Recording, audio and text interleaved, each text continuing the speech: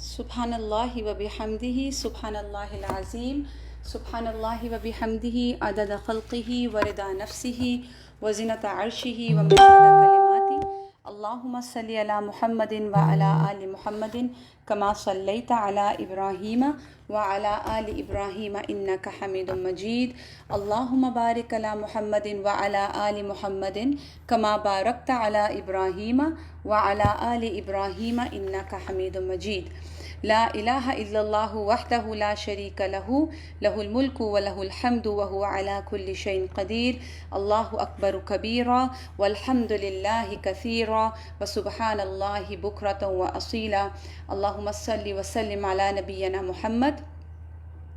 الحمدللہ آج اربعین نووی کا لیسن نمبر 2 اور انشاءاللہ اس میں ہم دوسری حدیث پڑھیں گے، بہت ہی خوبصورت اور بہت ہی جامع حدیث۔ تو شروع کرتے ہیں۔ الحدیث الثانی عن عمر رضی اللہ عنہ، حضرت عمر رضی اللہ تعالیٰ عنہ سے، ایدن یعنی انہی سے، قال کہا، بینما اس دوران، نحن ہم، جلوس بیٹھے تھے، عند پاس، رسول اللہ صلی اللہ علیہ وآلہ وسلم کے پاس، ذات یومن ایک دن، اذ جب، طلع نمودار ہوا، طلوع جیسے چاند بھی طلوع ہوتا ہے نا تو نمودار ہونا، طلع نمودار ہوا، علینا ہم پر، رجل ایک شخص، شدید بیاض سفید، الثیابی کپڑوں والا، شدید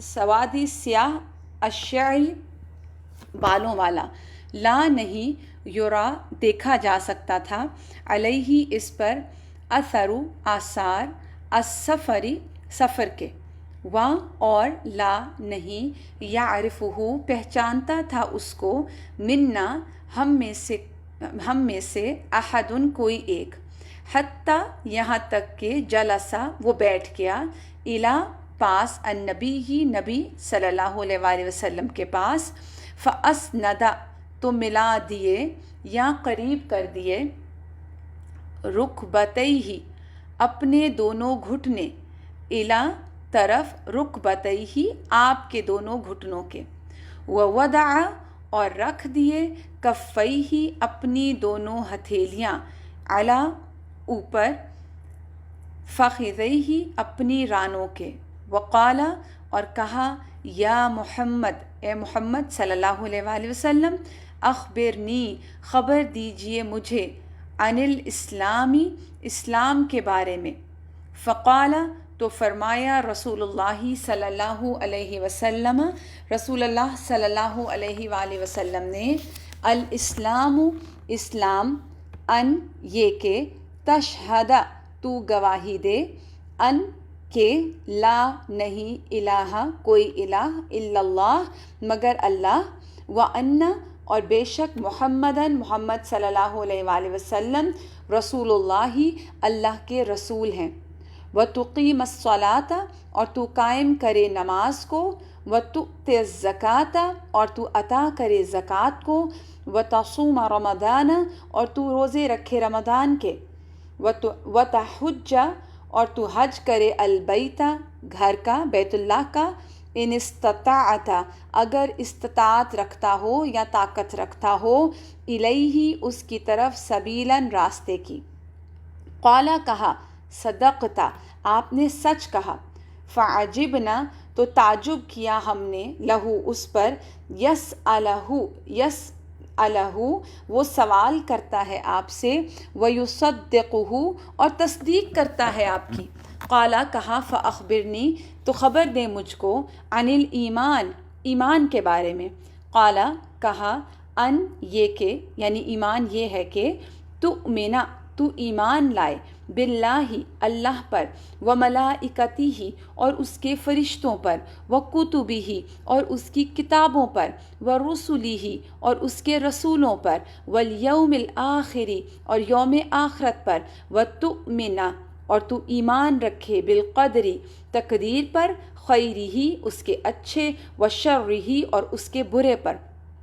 قال کہا، صدقتا تو نے سچ کہا۔ قال کہا، فاخبرنی خبر دو مجھ کو، عن الاحسانی احسان کے بارے میں۔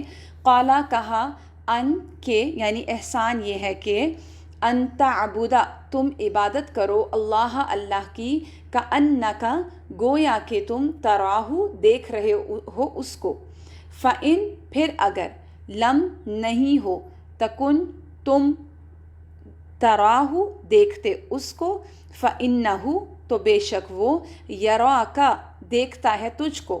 قال کہا، فأخبرنی پس خبر دو مجھے، عن الساعۃ قیامت کے بارے میں۔ قال کہا، ما نہیں، المسئول پوچھا جانے والا، عنہا اس کے بارے میں، بأعلم زیادہ جانتا، من السائل سائل کی نسبت۔ قال کہا، فأخبرنی تو خبر دو مجھے، عن اماراتها اس کی نشانیوں کے بارے میں۔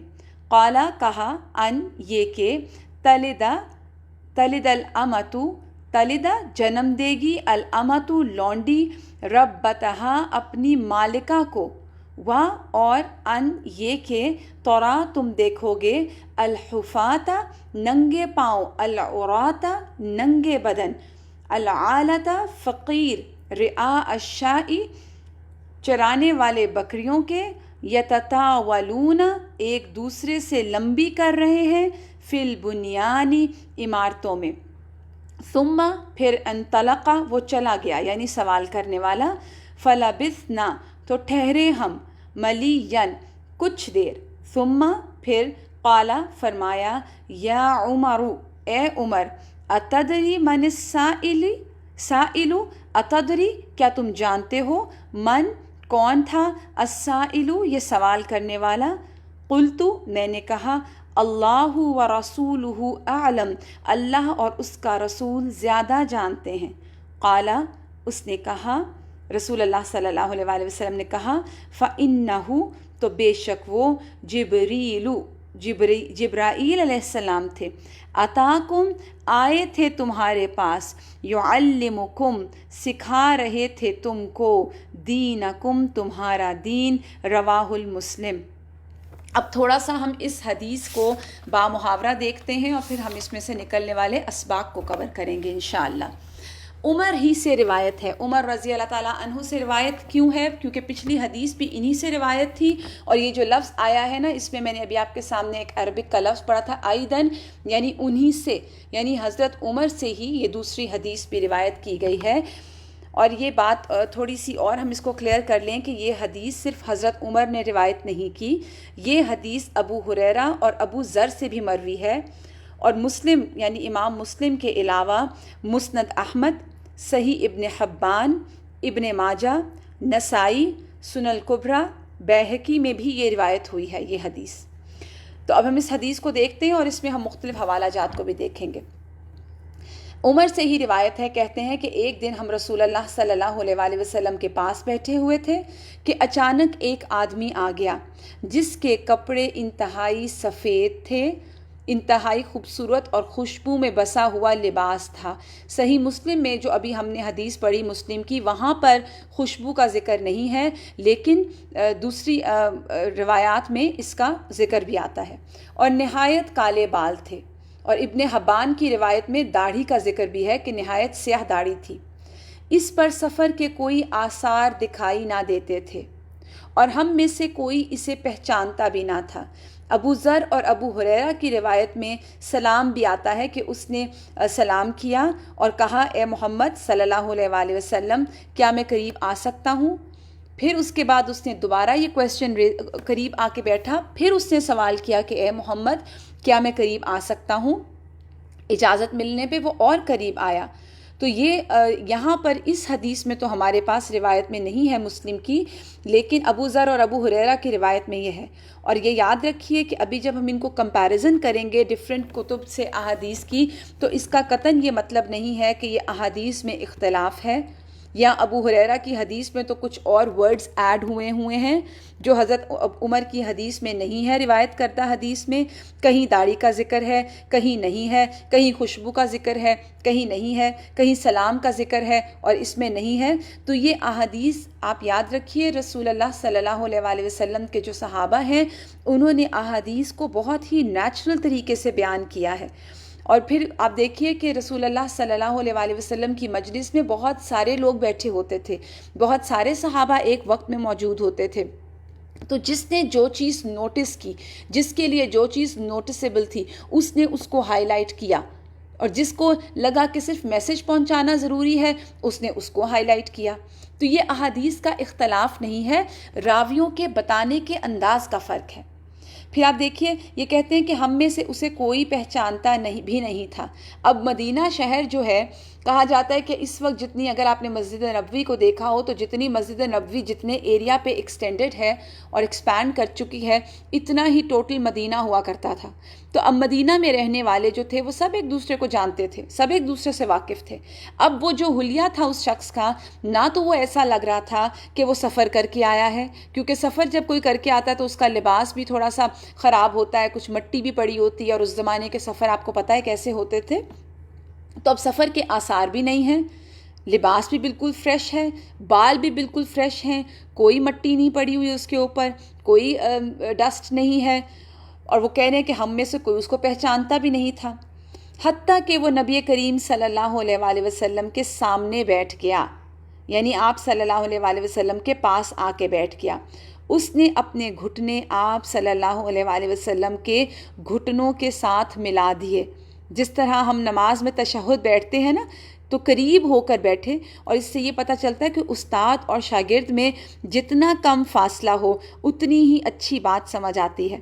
آپ دیکھیے ضمن میں آپ اس طرح دیکھیے کہ جب آپ کلاس رومز میں آپ پڑھ رہے ہوتے ہیں تو جو آپ کا کنسنٹریشن سپین یا آپ کا جو کنسنٹریشن کا لیول اگلی رو میں بیٹھ کر ہوتا ہے وہ کبھی بھی پیچھے نہیں ہو سکتا. اسی طرح آپ دیکھیے جو بیک بینچرز ہوتے ہیں نا، وہ سیکھ لیتے ہیں مگر سیکھنے کی فورس ان کی وہ نہیں ہوتی جو آگے بیٹھ کے انسان سیکھ سکتا ہے. تو یہاں پر یہ بھی سیکھنے کی بات ہے کہ اب چونکہ یہ سکھانے آ رہے تھے یا سیکھنے کے لیے آئے تھے، تو وہ آ کے کس طرح قریب آ کے آپ صلی اللہ علیہ وسلم کے پاس بیٹھتے ہیں. اب اس حدیث کو جو ہم پڑھتے جائیں گے، آپ اپنے سامنے پورا ایک منظر اس کا رکھیے اور اس کے مطابق اس کو دیکھیے. اب اپنی ہتھیلیاں بھی آپ صلی اللہ علیہ وسلم کی رانوں پر رکھ دیں. بعض جو علماء ہیں وہ کہتے ہیں کہ اپنی رانوں پر رکھی، اور کہنے لگا اے محمد. اب یہ ذاتی نام سے بلا رہے ہیں محمد صلی اللہ علیہ وسلم کو. یہ بھی تھوڑی سی کنفیوژن والی بات تھی، اور وہ کیا، کیونکہ اے محمد جو ہے، محمد کا نام لے کر نارملی رسول اللہ صلی اللہ علیہ وسلم کو اعرابی جو تھے وہ مخاطب کیا کرتے تھے. اب یہاں پر اس شخص کا حال حلیہ اور اس کا ادب آداب اور اس کی تمیز اور اس کی عزت کا طریقہ قطعاً ایسا نہیں لگ رہا تھا کہ یہ اعرابی ہے. لیکن جب وہ پکار رہے ہیں تو بالکل اس طرح پکار رہے ہیں جس طرح اعرابی پکارتے تھے. کہنے لگے اے محمد، مجھے اسلام کے متعلق بتائیے. تو رسول اللہ صلی اللہ علیہ وسلم نے فرمایا الاسلام ان تشہد ان لا الہ الا اللہ.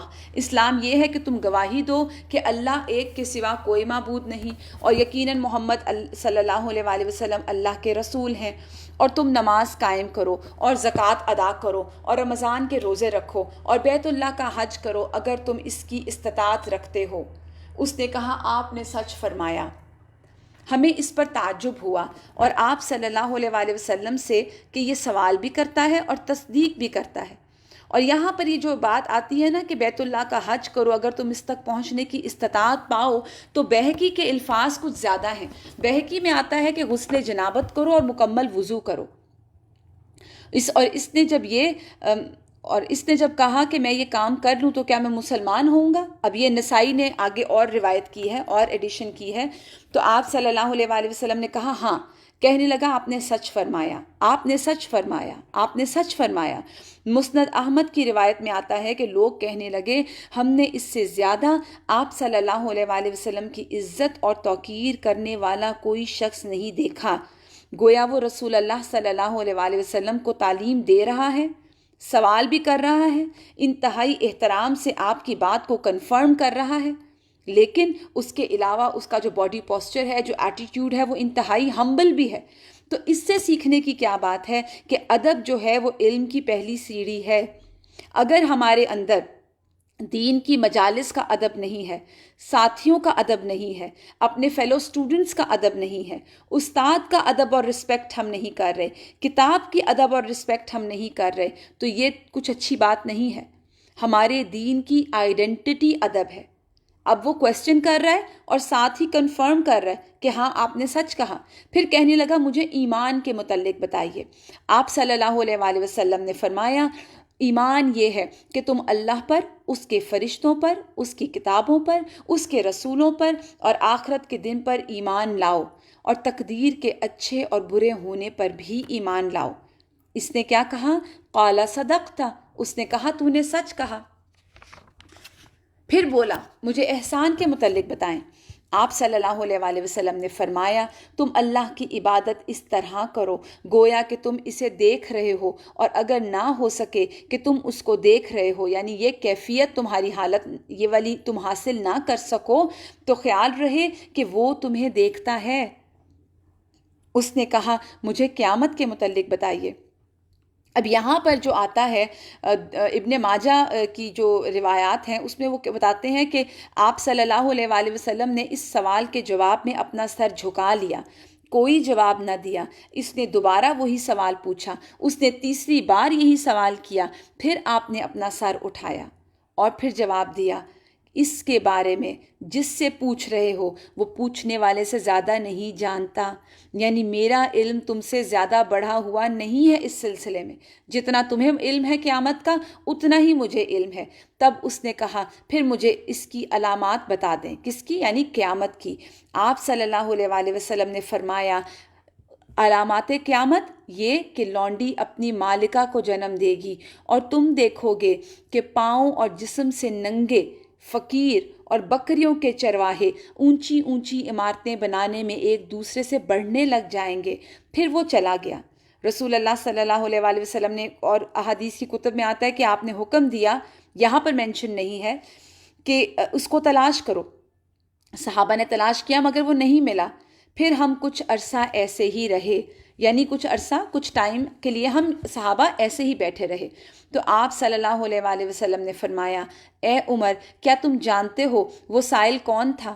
میں نے عرض کیا اللہ اور اس کے رسول ہی بہتر جانتے ہیں۔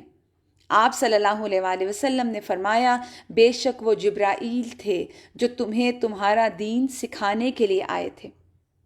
اب دیکھیے، کیونکہ یہاں پر صحابہ کا کردار، حضرت جبرائیل کا آنے کا انداز، اور رسول اللہ صلی اللہ علیہ وآلہ وسلم کا رسپونڈ کرنا، سب چیزوں میں اس قدر چیزیں ہیں سیکھنے والی، اور سیکھنے کے بہت سارے اس میں پوائنٹس ہیں۔ سب سے پہلے تو آپ یہ دیکھیے کہ پورا منظر کس طرح نبی کریم صلی اللہ علیہ وآلہ وسلم صحابہ کے ساتھ بیٹھتے تھے، اور صحابہ کا کیسا ادب، صحابہ کا کیا رویہ ہوتا تھا آپ صلی اللہ علیہ وآلہ وسلم کی مجلس میں۔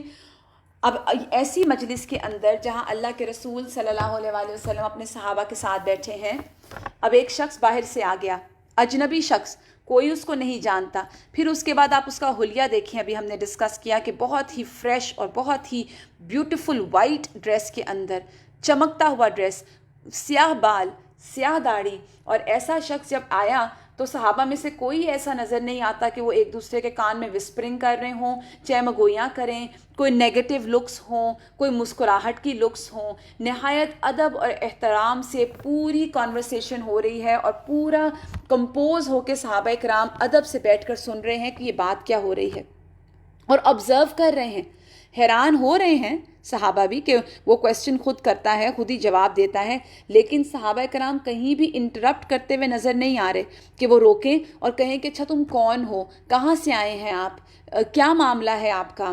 یا کئی دفعہ ہماری محفلوں میں ایسا بھی ہوتا ہے، اکثر کلاسز میں یا مجالس میں، کہ استاد موجود ہوتا ہے، اسپیکر موجود ہوتا ہے، اور کوئی کویسچن ریز کرتا ہے استاد سے، اور جواب دینے لگ جاتے ہیں فیلو اسٹوڈنٹس یا مجلس میں موجود لوگ۔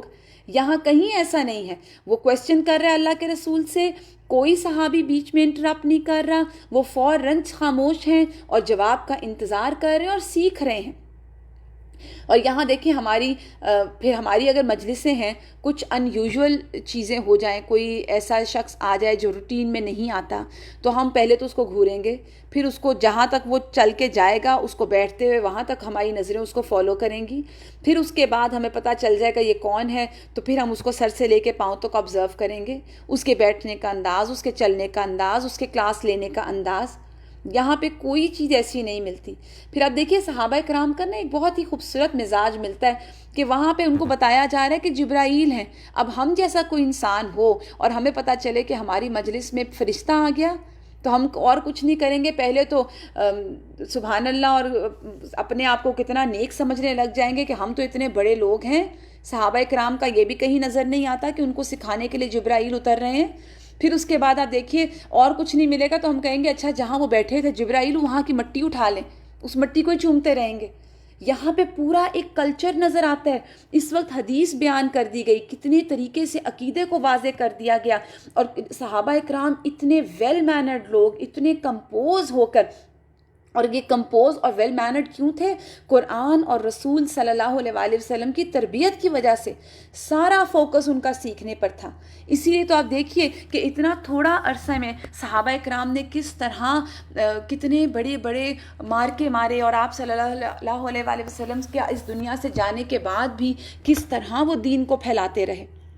پھر اس سے اور سیکھنے کے بہت سارے پوائنٹس ملتے ہیں، اور بعد میں ہم اس حدیث کو ڈسکس کریں گے کہ طالب علم کا لباس. آپ دیکھ رہے ہیں کہ حضرت جبرائیل چاہتے تو کسی طرح بھی آ سکتے تھے، نہ بھی سامنے آتے، لیکن وہ سامنے آ رہے ہیں، فزیکلی اپیئرنس دے رہے ہیں، اور اس فزیکلی اپیئرنس میں ان کا حال حلیہ، ان کا صاف ستھرا لباس، اور پھر سیاہ بالوں کے ساتھ آ رہے ہیں. ہمارے ذہن میں فرشتہ کیسا آتا ہے؟ لمبی داڑھی، لمبے بال، سفید باریش بزرگ. یہاں پر وہ بالکل ایک ینگ مین کی طرح کالے سیاہ بال اور کالی داڑھی کے حلیے میں آ رہے ہیں. تو ینگ انسان جب دین سیکھتا ہے یا سکھاتا ہے تو وہ زیادہ پوٹینشل ہوتی ہے، اس کے اندر زیادہ طاقت اور زیادہ فورس کے ساتھ پہنچا سکتا ہے. تو اس میں سیکھنے کی بات یہ کہ علم کی مجلس میں جب انسان آئے تو اپنا لباس اور حال حلیہ بھی درست ہونا چاہیے. پھر اس کے بعد آپ دیکھیے کہ نبی کریم صلی اللہ علیہ وآلہ وسلم کے پاس وہ آ گئے ادب اور احترام کے ساتھ. اب بہت فرینک بھی نہیں ہو رہے، بہت ریلیکس بھی نہیں ہیں، اور آپ صلی اللہ علیہ وآلہ وسلم کے پاس بیٹھ کر صحابہ کرام کو یہ بھی تعلیم دی جا رہی ہے کہ نبی کی مجلس میں بیٹھنا کیسے ہے، نبی کی مجلس میں سیکھنا کیسے ہے. اور پھر سب سے امپورٹنٹ اور خوبصورت بات کیا ہے کہ جبرائیل خود سب جانتے تھے. کیا جبرائیل علیہ السلام نہیں جانتے ہوں گے کہ ایمان کیا ہے، اسلام کیا ہے، عقیدہ کیا ہے، آخرت کیا ہے، قیامت کا علامات کیا ہیں؟ علم قیامت تو نہیں وہ جانتے تھے، لیکن وہ یہ تو جانتے تھے کہ علامات کیا ہیں.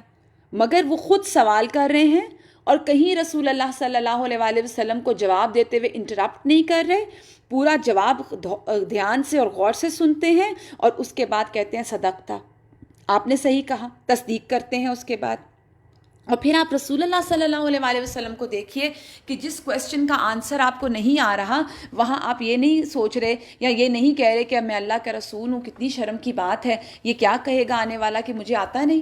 ہمارا عموماً طریقہ یہی ہوتا ہے کہ ہمیں جو جواب نہیں آتا ہم اس کو منع کرنے میں بھی ہمیں شرم آتی ہے. تو اس میں شرمانے کی ضرورت نہیں ہے. یہاں پر کیا سیکھنے کی بات ہے کہ جن سوالوں کے جواب آپ صلی اللہ علیہ وآلہ وسلم کو آتے تھے آپ نے دیے، اور جن کے نہیں آتے تھے کہہ دیا میں نہیں جانتا. یعنی عاجزی اور لا علمی کا اعتراف کرنے سے انسان چھوٹا نہیں پڑ جاتا. پھر اس کے بعد اس حدیث کا تھوڑا سا ہم تعارف لے لیتے ہیں کہ رسول اللہ صلی اللہ علیہ وآلہ وسلم کی احادیث میں سے یہ حدیث یاد رکھیے بہت زیادہ اہمیت کی حامل ہے. سب سے زیادہ جامع، سب سے زیادہ عظیم ترین حدیث خیال کی جاتی ہے. حدیث جبرائیل کہا جاتا ہے اس کو، جو پورے دین کو سم اپ کرتی ہے. اور علماء اسلام کے جتنی بھی گروہ ہیں سب فقہا کا انحصار اسی حدیث پر ہے، کیونکہ یہ حدیث ہمیں ہمارا دین سکھاتی ہے. رسول اللہ صلی اللہ علیہ وآلہ وسلم نے اس حدیث کو جب کنکلوڈ ہوتی ہے، بات ختم کہاں پر ہوتی ہے کہ جبرائیل کے آنے کا مقصد کیا تھا کہ اے عمر وہ آپ کو آپ کا دین سکھانے آئے تھے. تو اسی طرح اس حدیث کو جس طرح الفاتحہ کے بہت سے نام ہیں نا سورہ الفاتحہ کے، اس کو ام القرآن کہا گیا، اسی طرح حدیث جبرائیل کو ام السنہ بھی کہا گیا.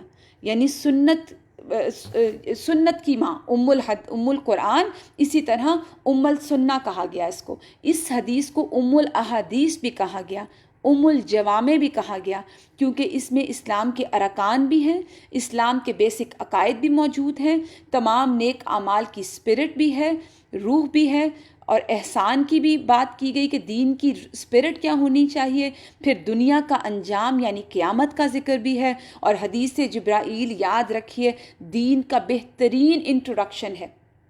اور ان چیزوں کے بغیر نہ اسلام مکمل ہوتا ہے، نہ ایمان مکمل ہوتا ہے، نہ دین مکمل ہوتا ہے. امام نووی جو اس کتاب کے رائٹر ہیں وہ کہتے ہیں کہ یہ حدیث اسلام کی اصل ہے، اور امام نووی اس کو دین اسلام کی اصل بتاتے ہیں. اور اب ہم دیکھتے ہیں کہ اس میں کیا کویسچن آنسرز کیے گئے اور اس میں سیکھنے کی کیا باتیں تھیں. پہلی بات تو یہ کہ فرشتے انسانی صورت میں آتے تھے، اور یہ کوئی نئی بات نہیں ہے یا کوئی تسلیم نہ کرنے والی بات نہیں ہے، کیونکہ آنے والے شخص کوئی انسان نہیں تھے، جبرائیل علیہ السلام تھے، اور یہ احادیث کے کتابوں کے مطالعے سے پتہ چلتا ہے. اس کے علاوہ حضرت جبرائیل عام طور پر حضرت دحیہ کلبی کی صورت میں تشریف لایا کرتے. پھر غزوہ بدر کے دن، غزوہ حنین میں، غزوہ خندق وغیرہ میں صحابہ کرام کی مدد کے لیے فرشتوں کا انسانی صورت میں آنا بھی ثابت ہے. پھر اسی طرح آپ دیکھیے قرآن میں ہمیں جو باتیں پتہ چلتی ہیں اس میں حضرت مریم کے پاس جبرائیل کا انسانی صورت میں آنا، حضرت ابراہیم کے ہاں فرشتے آئے تھے، اور حضرت ابراہیم نے جب ان کے لیے کھانے کا بندوبست کیا تو انہوں نے کھانا کھایا بھی نہیں. پھر اس کے بعد جو ہم نے یہاں پہ پڑھا وضع کفیہ علی فخذہ، یعنی بظاہر اس میں یہ معنی آتا ہے کہ جبرائیل نے اپنی ہتھیلیاں اپنی رانوں پر رکھ لیں، تو اس سے ایک مؤدب شاگرد کے سامنے بیٹھنے کا اور ادب اور احترام بھی سامنے آتا ہے. اور پھر ایک جگہ یہ بھی آتا ہے کہ آپ صلی اللہ علیہ وآلہ وسلم کی رانوں پر رکھی، تو یہاں پر ادب کا ایک معاملہ سمجھ آتا ہے. پھر ارکان اسلام سکھائے گئے ہیں اس حدیث میں. سوال کرنے والے نے رسول اللہ صلی اللہ علیہ وآلہ وسلم کی محفل میں صحابہ کے معمول کے برعکس جو روٹین اپنی اختیار کی، تو حضرت جبرائیل پرومیننٹ بھی ہو گئے، کیونکہ ان کا لباس ڈیفرنٹ تھا، ان کا حال حلیہ ڈیفرنٹ تھا. تو اب جب ایک ان یوزول چیز ہوتی ہے تو لوگ اس کو زیادہ فوکس ہو کے دیکھتے ہیں. اب بہت الرٹ ہو کے صحابہ نے ان کے کویسچن آنسر سنے، اور سب سے پہلا کویسچن کیا کر رہے ہیں کہ اسلام کے بارے میں بتائیے. تو آپ صلی اللہ علیہ وآلہ وسلم اس سوال کے جواب میں اسلام کے 5 پلرز بتا رہے ہیں، ظاہری اعمال بتائے جا رہے ہیں. اور یہ 5 ظاہری اعمال کون سے ہیں؟ سب سے پہلے گواہی دینا. اور گواہی کیا ہوتی ہے؟ دیکھیے گواہی کب دی جاتی ہے، انسان گواہی کب دیتا ہے، کوئی وٹنس کب بنتا ہے؟ جب وہ علم رکھتا ہے، جب وہ نالج ہوتی ہے اس کے پاس اس چیز کی. تو نالج کے بغیر انسان گواہی نہیں دے سکتا. تو پہلی سٹیج پہ گواہی کس چیز کی؟ اللہ تعالیٰ کی توحید کی، اللہ کے واحد ہونے کی، اور رسول اللہ صلی اللہ علیہ وآلہ وسلم کی رسالت کو ماننے کی. تو یہ 2 چیزیں جو ہیں ان کے ساتھ انسان جنت میں جائے گا. اور جو انسان اس کلمے پر جان دے گا تو جہنم کی آگ ایسے شخص پر حرام کر دی جاتی ہے. اللہ سبحانہ تعالیٰ ہم سب کو کلمہ طیبہ پر موت دے انشاءاللہ، اور ہماری زبان سے اس کلمہ کو جاری کروائے ہماری موت کے وقت. پھر اس کے بعد اقامت صلاۃ، نماز کا قائم کرنا. نماز کا قائم کرنے سے مراد کیا ہے کہ اس کے تمام طریقوں پر، وہ طریقے جو رسول اللہ صلی اللہ علیہ وآلہ وسلم نے بتائے ان طریقوں پر نماز کو قائم کرنے کا حکم ہے یہاں پر، اس کی شرائط کے ساتھ، اس کی وقت کی پابندی کے ساتھ، رکوع اور سجود کو ٹھہر کر مناسب طریقے سے اور تسلی اور سکون کے ساتھ، وقار کے ساتھ نماز ادا کرنا اقامت صلاۃ ہے. پھر ادائیگی زکوٰۃ، اور پھر رمضان کے روزے، اور طاقت ہونے کی صورت میں بیت اللہ کا حج کرنا، یعنی اگر مال ہے تو انسان اس کا حج کرے. اور پھر یہی جو کام ہے ایک دوسری حدیث میں آتے ہیں نا، وہ بنی الاسلام علی 5، ان کے اسلام کی بنیاد 5 چیزوں پر ہے، وہ یہی 5 چیزیں ہیں. پھر صحابہ کرام سے یہ چیز ملتی ہے کہ وہ کہتے ہیں ہم نے تعجب کیا، ہم حیران ہو رہے تھے اور دل میں حیران ہیں. کہیں آپ دیکھیں گے صحابہ کرام منہ سے کہتے ہوئے نظر نہیں آ رہے کہ یہ کون ہے، یہ کیا کر رہا ہے، یہ کس طرح سے باتیں کر رہا ہے. صحابہ حیران ہیں کہ وہ آنے والا شخص کویسچن کرتا ہے اور جواب ملنے پر آپ کا کویسچن کی تصدیق کرتا ہے. پہلے کہتا ہے اچھا یہ بتائیے، اور آپ جب جواب دیتے ہیں تو کہتا ہے آپ نے سچ فرمایا. تو صحابہ کو حیرت ہوئی کہ عجیب سوال کرنے والا ہے، گویا کہ وہ سوال سے واقف نہیں، کویسچن وہ ایسے کرتا ہے جیسے اس کو جواب نہیں آتا، اور جب جواب آتا ہے تو اس طرح کنفرم کرتا ہے جیسے یہ ٹیچر ہوتا ہے. تو صحابہ کرام جو پہلے سے ہی اس کی شکل و صورت، اس کے حلیے پر حیران بیٹھے ہوئے تھے، اب اس کے کویسچن آنسرز کے طریقوں پر مزید حیران ہو گئے کہ وہ کویسچن بھی کر رہا ہے، کویسچن اسٹوڈنٹ کی طرح کرتا ہے لیکن کنفرم ٹیچر کی طرح کر رہا ہے.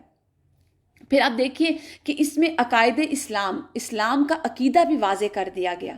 جب وہ کویسچن کرتے ہیں کہ اچھا مجھے ایمان کے متعلق بتائیے، کیونکہ دیکھیے ظاہری تعلق کس کا ہے، جو ظاہری اعمال کیا ہیں، وہ اسلام کے ساتھ ظاہری اعمال جڑے ہوئے ہیں. جب ہم نماز پڑھتے ہیں، روزہ رکھتے ہیں، یہ ظاہری اعمال ہیں.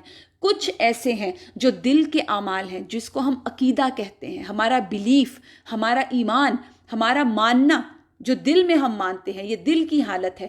اس میں کیا، نمبر 1 اللہ پر ایمان، اس کے فرشتوں کو پر ایمان کہ فرشتے ہیں، موجود ہیں، ایگزسٹ کرتے ہیں. اللہ سبحانہ تعالیٰ کی ذات ہے، وحدہ لا شریک، ایگزسٹ کرتا ہے. اسی طرح فرشتے ایگزسٹ کرتے ہیں، کیونکہ بہت سے لوگ جو ایتھیسٹ ہیں وہ کیا مانتے ہیں، وہ ان میں سے کسی چیز کو نہیں مانتے. کچھ ایسے ہیں جو اپنے آپ کو مسلمان کہتے ہوئے تقدیر پر ایمان نہیں رکھتے. کچھ ایسے ہیں جو خود کو مسلمان کہتے ہوئے رسولوں پر، پچھلے فرشتوں پر ایمان نہیں رکھتے، پچھلی کتابوں پر ایمان نہیں رکھتے. تو یہ ایمان کا نقص ہے کہ اگر انسان ان میں سے کسی چیز پر ایمان نہیں رکھتا. تو ایمان کے بنیادی عقائد کا ذکر فرمایا گیا کہ اللہ پر ایمان، اس کے فرشتوں پر ایمان، اس کی نازل کردہ کتابوں پر ایمان، اس کے بھیجے ہوئے رسولوں پر ایمان، آخرت پر ایمان، اچھی بری تقدیر پر ایمان. اسلام اور ایمان، اب یہ دونوں چیزیں کیا ہے، پہلے اسلام کا کویسچن آیا، پھر ایمان کا کویسچن آیا. تو اسلام اور ایمان یاد رکھیے 2 الگ الگ ٹرمز ہیں. دونوں اگر ایک جگہ موجود ہو جائیں تو ان کا معنی ایک ہی پایا جائے گا. یعنی ایک جگہ میں سورہ زاریات میں ایک آیت آتی ہے فَأَخْرَجْنَا مَنْ كَانَ فِيهَا مِنَ الْمُؤْمِنِينَ فَمَا وَجَدْنَا فِيهَا غَيْرَ بَيْتٍ مِنَ الْمُسْلِمِينَ. وہاں بستی میں جو مومن تھے ہم نے انہیں نکال دیا، پھر ہم نے وہاں مسلمانوں کا صرف ایک ہی گھر پایا. اب یہاں پر مسلمان اور مومن الگ الگ آ رہے ہیں، لیکن اس کا مطلب ایک ہی ہے، مترادف کے طور پر استعمال ہو رہا ہے. لیکن کچھ جگہوں پر ان دونوں کا اپوزٹ بھی یوز کیا گیا، ان دونوں کو. مثال کے طور پر ایک سورہ الحجرات کی آیت ہے قالت الاعراب آمنا قل لم تؤمنوا ولكن قولوا اسلمنا. اعرابی جو تھے، دیہاتی تھے، انہوں نے کہا ہم ایمان لائے. قل، آپ صلی اللہ علیہ وسلم ان سے کہہ دیجئے لم تؤمنوا، تم ایمان نہیں لائے، ولکن قولوا اسلمنا، بلکہ تم یوں کہو کہ ہم مسلمان ہو گئے. اب ان آیات میں اسلام اور ایمان کے معنی میں فرق ہے. دیکھیں، اسلام کا تعلق ظاہری اعمال سے اور ایمان کا تعلق عقائد سے، بلیفز کے ساتھ ہے. جیسا کہ رسول اللہ صلی اللہ علیہ وآلہ وسلم نے اسلام کی وضاحت میں دونوں چیزیں بتائی نا. جب جبرائیل علیہ السلام نے اسلام پوچھا تو آپ نے کرنے کے کام بتائے، اور جب ایمان پوچھا تو دلوں کے بلیفز کے بارے میں بتایا. پھر حضرت جبرائیل احسان کے متعلق پوچھتے ہیں. تو احسان کیا ہے؟ یاد رکھیے، احسان کا لفظی مطلب ہے ڈگری ابو، کسی چیز کو خوبصورت بنانا، عمدہ بنانا. کسی کو مثال کے طور پر کسی کام کو عمدگی سے کرنا، اچھے سلوک سے کرنا. اگر کوئی آپ کی صرف مسکراہٹ کا مستحق ہے، کوئی آپ کسی کو دیکھ کے مسکرا دیتے ہیں، آپ کہیں باہر ہیں تو ٹھیک ہے، آپ نے اچھا جیسچر دیا، لیکن آپ مسکرا کر اس کو سلام بھی، اول تو سلام تو حق ہے، آپ سلام کرتے ہیں اور سلام کے ساتھ آپ مسکراہٹ کو ایڈ کر لیتے ہیں، تو یہ کیا ہو جاتا ہے؟ ڈگری ابو ہو جاتا ہے. آپ سلام کر کے منہ نیچے ڈال کے بھی گزر جائیں تو درست، لیکن آپ دیکھیں، آپ کسی کو دیکھ کے مسکرائیں، اگر وہ رشتہ دار ہے، وہ دوست ہے، وہ جاننے والا ہے، مسکرائیں اور پھر سلام کریں، تو وہ کیا ہے؟ ایک خوبصورت رویہ، ایک خوبصورت پرسنالٹی کا ایسپیکٹ ہمارے سامنے آتا ہے. تو احسان کیا ہے؟ کہ انسان جو بھی عمل کرے اس کو اتنا بیوٹیفلی کرے کہ وہ اپ گریڈ ہو جائے. تو حدیث میں اس کا مطلب یہ ہے کہ انسان جب اللہ سبحانہ تعالیٰ کی عبادت کرتا ہے، مثال کے طور پر آپ اللہ کو یاد کر رہے ہیں، چلیں اللہ کی یاد کا سب سے بہترین طریقہ کون سا ہے جو دن میں ہم 5 مرتبہ کرتے ہیں؟ وہ ہے نماز۔ اب اگر ہم نماز پڑھ رہے ہیں، اللہ کی عبادت ہے نا، تو یہ تصور کرنا چاہیے کہ میں خود اپنے مالک کو دیکھ رہا ہوں۔ لیکن اگر اخلاص کا یہ مرتبہ ہمیں حاصل نہیں ہوتا کہ اللہ کو میں دیکھ رہا ہوں، تو کم سے کم ہمیں اس لیول پر تو ہونا ہی چاہیے کہ میں اپنے رب کی نظر میں ہوں، میں اپنے رب کی نظر میں ہوں۔ اللہ اپنے بندوں پر نظر رکھے ہوئے، قرآن میں اللہ تعالیٰ بارہا یہ کہتے ہیں واللہ بصیر بالعباد، ان اللہ بصیر۔ تو یہ تمام چیزیں، یہ اللہ کی بصیر ہونا، یہ اللہ کی کوالٹی ہے، یہ اللہ تعالیٰ کی صفات میں سے ہے، اللہ کے ناموں میں سے ہے۔ تو اللہ سبحانہ تعالیٰ کی نظر میں ہوں، اور ہمارا یہ ماننا بھی ہے، لیکن ہم عموماً اس کو بھلا دیتے ہیں کہ وہ مجھے دیکھ رہا ہے۔ تو اپنے کاموں کو احسان کے ساتھ، عمدگی کے ساتھ، بہتری کے ساتھ سر انجام دینا ضروری ہے۔ اس کی ہمیں کہاں سے اس کی دلیل ملتی ہے؟ اللہ سبحانہ تعالیٰ سورہ ملک میں فرماتے ہیں الذی خلق الموت والحیات لیبلوکم ایکم احسن عملا۔ اللہ سبحانہ تعالیٰ نے موت اور حیات کو اس لیے پیدا کیا کہ وہ تم کو آزمائے کہ تم میں کون بہتر عمل کرتا ہے۔ اور احسن عمل کیا ہے؟ جو صرف اللہ کے لیے ہو اور طریقہ رسول اللہ صلی اللہ علیہ وآلہ وسلم کے مطابق ہو۔ اسی لیے رسول اللہ صلی اللہ علیہ وآلہ وسلم نے حسن عبادت کی توفیق کی دعا فرمائی، اور یہ دعا کہاں رکھی گئی؟ نماز کے بعد کے اذکار میں۔ وہ کون سی دعا ہے؟ رب اعنی علی ذکرک و شکرک و حسن عبادتک، کہ اے اللہ مجھے اپنا ذکر اور شکر کرنے اور حسن عبادت کی توفیق عطا فرما۔ قرآن کریم اور احادیث میں والدین کے ساتھ احسان کا حکم بہت دفعہ دیا گیا ہے، اور والدین کے ساتھ یہ نہیں کہا گیا ان کا حق دیجیے، بلکہ کہا گیا a degree above، ان پر احسان کرنا ہے۔ ہمسایوں کے ساتھ احسان آتا ہے، اور پھر دیگر رویوں میں بھی احسان کی ہمیں اسپیکٹس ملتے ہیں۔ اور اس میں حضرت ابو یعلا شداد بن اوس رضی اللہ تعالیٰ عنہ سے مروی ہے کہ رسول اللہ صلی اللہ علیہ وآلہ وسلم نے فرمایا بے شک اللہ تعالیٰ نے ہر ایک کے ساتھ احسان یعنی حسن سلوک کا حکم دیا ہے۔ پس جب تم قتل کرو تو اچھی طرح سلیقے سے قتل کرو، یعنی جب آپ کو قصاص میں کسی کا قتل کرنا ہے تو وہاں پر قتل جو ہے وہ ایسا تکلیف دہ نہیں ہو کہ دوسرے کو اذیت ہو۔ یا آپ دیکھیے جنگ میں ہے، مسلمانوں کو مسلح کرنے سے بھی منع کیا گیا۔ جو پہلے حالات میں کیا ہوتا تھا کہ جنگیں جب ہوتی تھی تو باڈی پارٹس کو کاٹ کاٹ کے الگ کر دیتے تھے، اور بہت ہی برا ایک طریقہ اور بہت ہی ظالمانہ طریقہ ہوتا تھا۔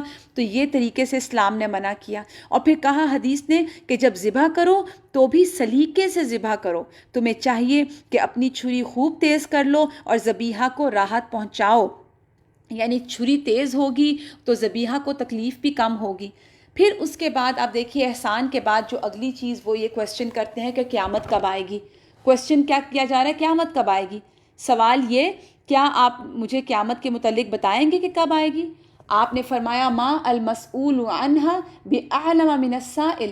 3 مرتبہ سوال کے بعد آپ نے یہ جواب دیا کہ جس سے یہ سوال کیا جا رہا ہے وہ پوچھنے والے سے زیادہ علم نہیں رکھتا، یعنی قیامت کا علم نہ ہونے کے بارے میں اور تم دونوں برابر ہیں۔ اب یہاں پر میں نے آپ کو جیسے پہلے بتایا کہ رسول اللہ صلی اللہ علیہ وآلہ وسلم سے کویسچن کرنے والے کون ہیں؟ جبرائیل علیہ السلام، اور جواب دینے والے رسول اللہ صلی اللہ علیہ وآلہ وسلم۔ اور پھر ان دونوں میں آپ دیکھیے نہ کویسچن کرنے والا اس کا جواب جانتا ہے اور نہ جواب دینے والا جواب جانتا ہے۔ تو اب دونوں جب لا علم ہیں تو رسول اللہ صلی اللہ علیہ وآلہ وسلم کتنے کانفیڈنس سے سمپل جواب دے رہے ہیں کہ میں نہیں جانتا، سوال کرنے والا اس سے اوپر نہیں جانتا۔ جیسے اس میں قیامت کے علم کے متعلق کہ وہ کب آئے گی، اس کا علم صرف اور صرف اللہ تعالیٰ کو ہے۔ کچھ ہمیں آیات بھی ملتی ہیں، اللہ سبحانہ تعالیٰ قرآن میں فرماتے ہیں ان اللہ عندہ علم الساعہ، بے شک قیامت کا علم تو صرف اللہ کو ہے۔ اور پھر اس طرح ہی فرمایا قل انما علمها عند ربی، بے شک اس کا علم میرے رب کو ہے۔ اور پھر اسی طرح ایک حدیث میں بھی یہ الفاظ ہیں کہ قیامت کا علم ان 5 امور میں سے ہے جن کا علم صرف اللہ سبحانہ و تعالیٰ کو ہے۔ پھر اگلا سوال جبرائیل کیا کرتے ہیں کہ جب نبی کریم صلی اللہ علیہ وآلہ وسلم نے قیامت کے متعلق لا علمی کا اظہار فرمایا، تو اب کویسچن کیا کیا جا رہا ہے کہ اگر قیامت کا علم نہیں ہے تو اس کا جو وقت ہے یا اس کی جو اس کے وقوع کا حتمی علم نہیں، تو کم از کم اس کی علامات ہی بتا دیں۔ تو آپ صلی اللہ علیہ وآلہ وسلم پھر علامات قیامت بتاتے ہیں کہ جب لونڈی اپنی مالکہ کو جنم دے گی۔ یہ بہت ہی امپورٹنٹ بات ہے کہ جب لونڈی اپنی مالکہ کو جنم دے گی، مراد کیا ہے؟ یعنی اولاد اپنے والدین کی نافرمان ہوگی، اولاد اپنی ماؤں سے اس طرح خدمت لے گی، ایسا ذلت آمیز سلوک کرنے لگے جیسے اپنے آقا سے کیا جاتا ہے۔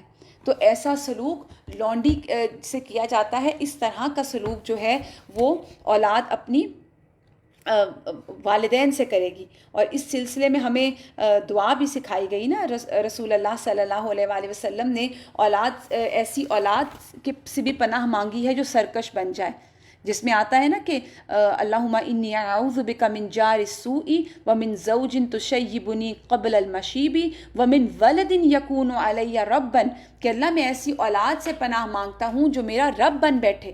اور اسی طرح پھر ایک اور اس کا معنی یہ بھی کیا گیا کہ فتوحات اتنی بکثرت ہوں گی مسلمانوں کی کہ بہت زیادہ جو کنیزیں ہیں وہ آئیں گی، اور بہت زیادہ کنیز جو ہے وہ سلطنت میں ایڈ ہوں گی، اور ان کی جو اولاد ہوگی وہ اولاد تو آزاد ہوگی، وہ مالک ہوگی، لیکن جو والدہ ہے وہ کنیز ہوگی۔ اس سلسلے میں ہم دیکھتے ہیں کہ بہت سارا پھر اس طرح ہوا کہ اتنی فتوحات ہوئیں کہ مسلمانوں نے اپنے جو حرم ہیں، اگر آپ آٹومنس کو دیکھیں یا آپ اور مغلز کو بھی دیکھیں، تو ان کے جو حرم ہوتے تھے ان کے اندر اتنی زیادہ کنیزوں کی کثرت ہوتی تھی، اور انہوں نے اتنی زیادہ وہاں پر اپنے پاس کنیزیں رکھی ہوئی تھیں، اور ان کنیزوں کے ذریعے ان کی اولاد بھی ہوتی تھی، جو اولاد آزاد ہوتی تھی، اولاد شہزادے یا شہزادیاں ہوتے تھے، اور جو مائیں ہوتی تھیں وہ کنیز ہوتی تھیں۔ اس میں ایک یہ بھی مفہوم پایا جاتا ہے۔ اور اس کا تیسرا مفہوم بھی علماء نے کیا ہے، وہ یہ کہ قیامت کے قریب غلاموں کی کثرت ہو جائے گی، کوئی شخص کسی عورت کو لونڈی کی حیثیت سے خریدے گا، اور جو در حقیقت اس کی ماں ہوگی، اور وہ دونوں اس حقیقت سے لا علم ہوں گے، یعنی ماں کو یہ نہیں پتا ہوگا یہ میرا بچہ ہے، اور بچے کو یہ نہیں پتا ہوگا یہ میری ماں ہے، واللہ اعلم۔ اور رسول اللہ صلی اللہ علیہ وآلہ وسلم نے 2 نشانیاں بتائیں قرب قیامت کی، اور دوسری علامت کیا فرمائی کہ تم ننگے پاؤں، ننگے بدن، مفلس اور کلاش چرواہوں کو بلند اور بالا عمارتیں کھڑی کرتے دیکھو گے، یعنی دولت کی ریل پیل ہوگی، اور عمارتیں بنانا ہی شرف اور عزت ٹھہرے گا۔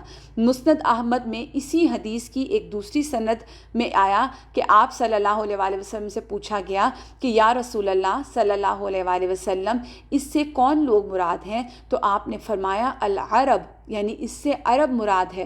تو آج آپ موجودہ دور میں دیکھیے کہ اہل عرب جو کچھ عرصہ پہلے تک واقعی تنگ دست تھے، مفلس تھے، کلاش تھے، ان کے پاس پہننے کو جوتے تک نہ تھے، لباس تک نہ تھے، فاقہ کشی عام تھی، بھوکے تھے، اور آج ان کے پاس کتنا مال ہے، کتنی دولت ہے، اور جانور پال کر ان لوگوں کی گزر بسر ہوتی تھی۔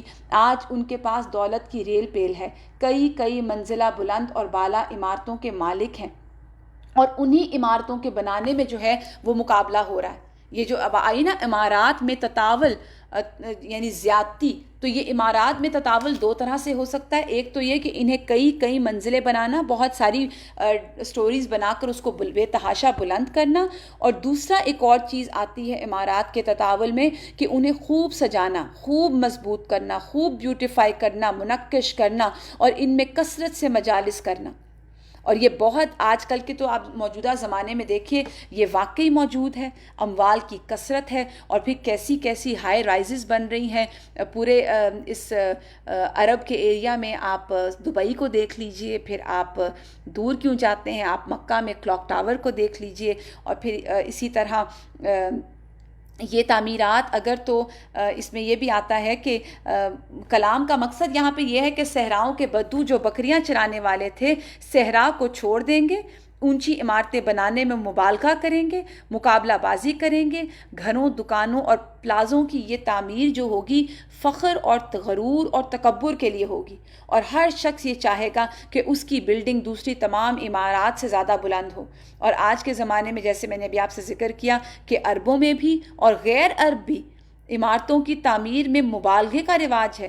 ایک بلڈنگ بنتی ہے اور کچھ عرصے بعد ہی کوئی دوسری قوم یا اسی قوم کا کوئی اور بڑا جو ہے وہ اسی کے مقابلے پہ ایک اور ہائی رائز بنانے کے لیے چل پڑتا ہے، اور اس کے پیچھے وجہ کیا ہوتی ہے؟ فخر اور تکبر اور غرور اور ایک دوسرے سے سبقت لے جانے کی کوشش۔ تو یہ تھی حدیث جبرائیل، جو کہ بہت سی چیزیں اس میں سیکھنے کی تھی۔ اس میں ہم نے اس میں حضرت جبرائیل علیہ السلام نے آ کے صحابہ اکرام کو اسلام سکھایا، ایمان سکھایا، احسان سکھایا، قیامت کے علم کے بارے میں انسان کا نقص اور کمزوری سکھائی، اور پھر قیامت کی علامات بھی بتائی گئیں۔ اللہ سے دعا ہے کہ اللہ تعالیٰ ہمیں ان تمام اعمال پر عمل کرنے کی توفیق دے جو ہمارے لیے فائدہ مند ہوں۔ وآخر دعوانا ان الحمد للہ رب العالمین۔ سبحان ربک رب العزۃ عما یصفون وسلام علی المرسلین والحمد للہ رب العالمین۔ سبحان ربک رب العزۃ عما یصفون وسلام علی المرسلین والحمد للہ رب العالمین۔ اللہم صلی وسلم علی نبینا محمد۔ السلام علیکم ورحمۃ اللہ وبرکاتہ۔